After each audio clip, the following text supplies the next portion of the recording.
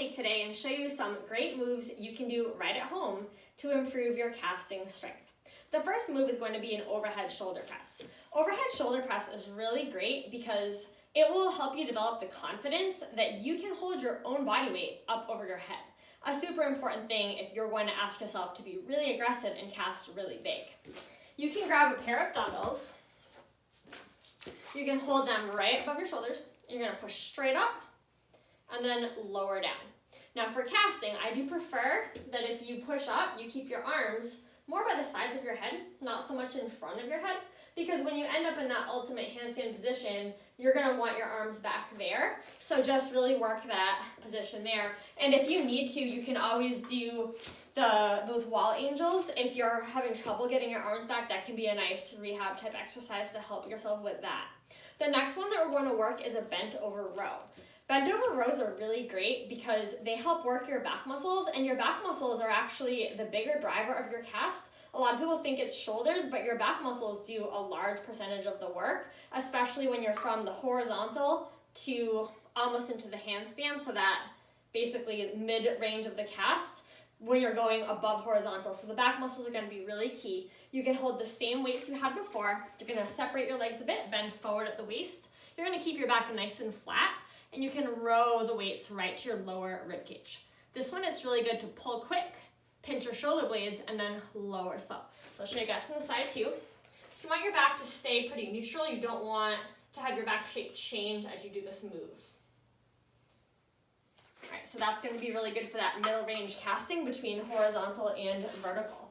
Next, we're going to do an isolated arm lift. So for that, it's important that we keep our body really still. So you can go against the wall. You're going to have your legs bent a bit. And then with straight arms, we're going to lift all the way up until you tap the wall, and then all the way back down. So it's important to keep your back against the wall. Make sure you're using control in this one. Your elbows are able to stay locked. You can also stop halfway up, and that will work more the bottom portion of a press or a cast, or you can go the top and then just halfway, and that one is a little bit more difficult, so that's another good area to work.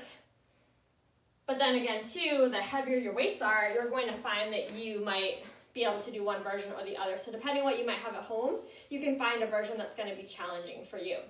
So that is good for isolating the shoulders. Now we're going to ask your core to also stay integrated into this. So for that one, we can go back to the two weights, and you're basically simulating a cast from just a standing position. So you're going to take the weights and you're going to go all the way over your head. This one can be a little bit more quick, a little bit more dynamic, and then lower slow. It's good to work on that control on the way down. That will also give you confidence that you can cast bigger, and you'll have that confidence when you're able to lower slowly. So this one, it's tricky, and I have sometimes problems with this too. You don't want to see the back really go. You want it to stay pretty steady. And if you can't do that, if you're forcing yourself to go back, you might need to drop weight a bit and just do a lighter weight. You can also just use one weight, depending again on what you have. You can do the one weight. If that gives you better form, then fine. Because we're really wanting it to be that you're using your core to hold your body still. When you use the wall, it's really good for alignment, but you actually don't have your own core holding you up. So there's benefits to each. So depending on the day, I might one day do the one against the wall, and the other day I might do the free one, and just sort of back and forth that way, so I'm getting the best of both worlds. And once we're moving past the dumbbells, we can do a more dynamic one, and that's going to be with our band. So for this, you can kneel on the band. The other option too, you can always lie on your back and hook it against a couch leg. You need something that's pretty firm and isn't going to go moving around a lot on you though.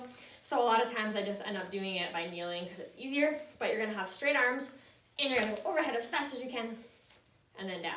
This one you don't really have to go down slow because it's not resisting you on the way down, so just faster works fine for this. So just really quick, and you're also again trying to keep your body from wiggling, so we'll see how I do with this, but I don't want to see my body wiggling a lot when I go.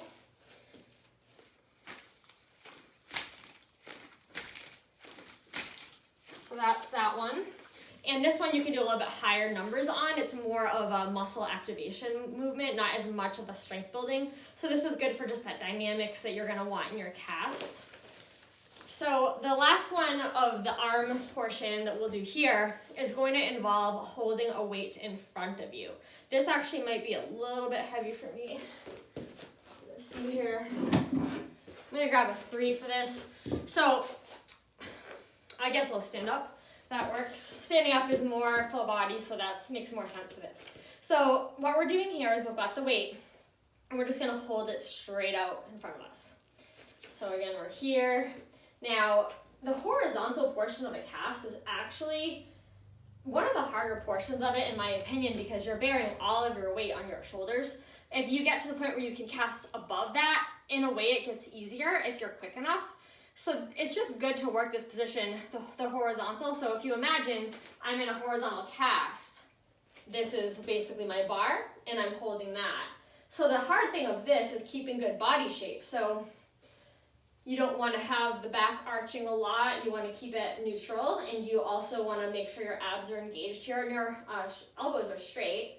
And then you also want to avoid hunching your shoulders a lot, because that's going to take away from your core, and we want this to be a lot of core in addition to arms.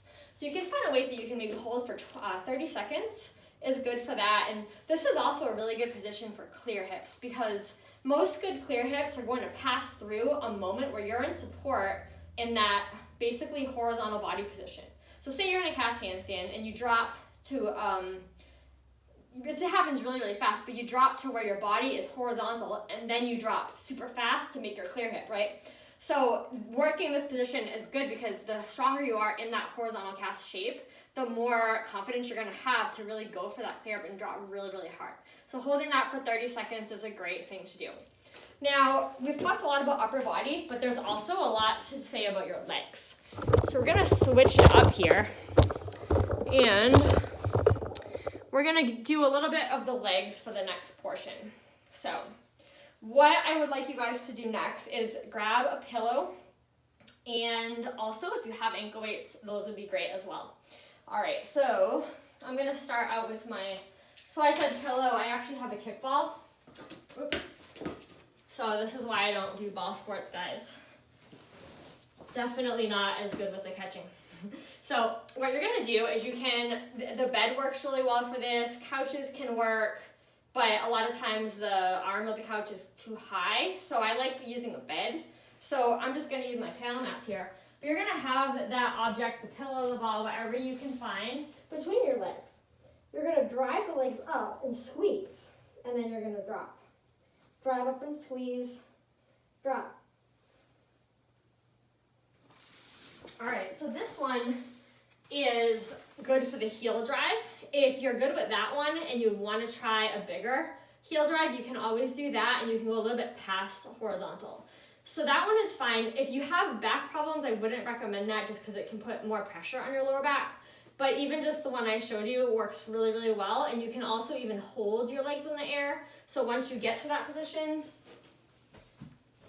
then you're gonna hold that. And that's another nice strengthener for you.